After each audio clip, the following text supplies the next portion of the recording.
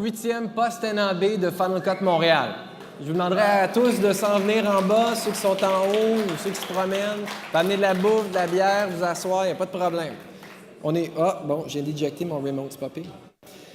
Super technologie, cette année, on a un iPad pour contrôler Keynote. Je ne sais pas s'il y en a qui étaient là à notre dernier meeting, les petits problèmes qu'on a eu de télécommande, là, on n'aura plus. Je m'appelle Marc-André Ferguson, je suis le fondateur de Final Cut Montréal. Je suis très, très fier de faire notre 8e post-NAB, notre 7e post-NAB, la 8e année de Final Cut Montréal cette année. Final Cut Montréal, c'est le plus gros user group de Final Cut Pro en français au monde. On a maintenant presque 3000 membres un peu partout sur la planète et je suis très content que vous soyez là ce soir. Il y en a-tu qui étaient à notre dernière soirée online à l'INIS? Je ne sais pas si vous vous souvenez, j'ai un petit peu parlé de mes prédictions pour le NAB cette année. J'ai parlé entre autres choses de deux technologies qui m'excitaient beaucoup.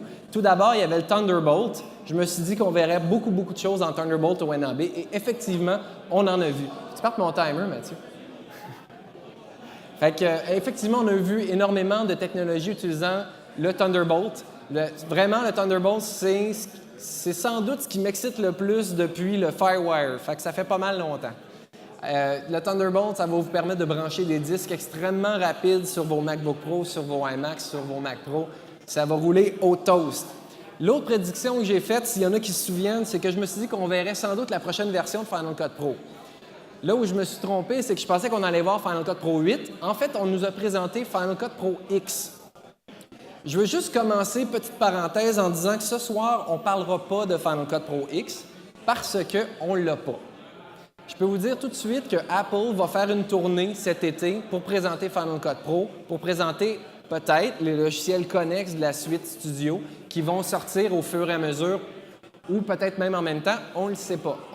Ce qu'on sait par contre, c'est que Final Cut Pro X, c'est une toute nouvelle application. Ce n'est pas Final Cut Pro 8. C'est vraiment une nouvelle application, un tout nouveau code, avec une nouvelle interface graphique, beaucoup plus moderne. On sait, j'en ai parlé beaucoup dans les différentes soirées, Final Cut Pro souffre d'une vieillesse du code. Il fallait vraiment qu'ils changent ça. Donc, ils ont réécrit complètement l'application en empruntant beaucoup de technologies qu'ils ont utilisées dans iMovie, mais pour aller beaucoup plus loin avec toutes sortes de features dont on a besoin. Comme par exemple, Final Cut Pro X va être en 64 bits, va utiliser des technologies de Snow Leopard comme Grand Central's Dispatch. Il y a toutes sortes d'automatismes qui ont été créés, qu'on a vus dans des logiciels comme Aperture, la détection de visage. Il va y avoir la détection de valeurs de plan automatique. Toutes sortes évidemment d'automatismes qu'on espère qu'on va être capable d'éteindre parce qu'on ne veut pas toujours utiliser ces fonctions-là. Mais il y a énormément de features qu'on a retrouvées aussi dans des applications comme Aperture. Par exemple, le catalogage par mots-clés qu'on va être capable de mettre sur des plans au complet, à même le plan sur certains segments. D'autres choses comme de l'importation en mode natif. Ça fait longtemps qu'on attendait ça. Ça a l'air que ça va être dans Final Cut Pro X. On va être capable d'importer des images en H264, en AVC Intra, glisser ça dans le timeline, puis Final Cut va s'occuper de s'arranger pour qu'on soit capable de travailler.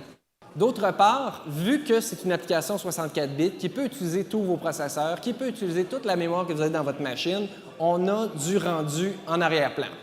C'est-tu cool? Du background rendering en bon français. On va être capable de travailler puis que les effets qui sont dans votre timeline vont se renderer tout seuls pendant qu'on travaille. Ça, c'est vraiment le fun.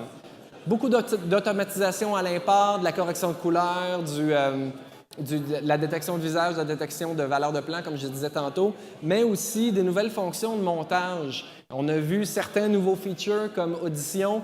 Il y a beaucoup de vidéos sur Internet de la soirée à laquelle on a participé au NAB. Je vous invite à aller voir un des multiples sites qui montre la présentation d'une quarantaine de minutes qu'on a vu au NAB. Vous allez pouvoir en avoir beaucoup plus et lire les commentaires sur le blog. Par contre, ce que j'ai décidé de faire, moi, Marc-André Ferguson, c'est de ne pas nécessairement divulguer quoi que ce soit sans avoir vu l'application puis m'être fait une idée. Tout ce qu'on peut dire, c'est que c'est disponible en juin. Vous allez pouvoir le télécharger sur l'Apple Store et ça va coûter 300 $. Juste pour Final Cut Pro.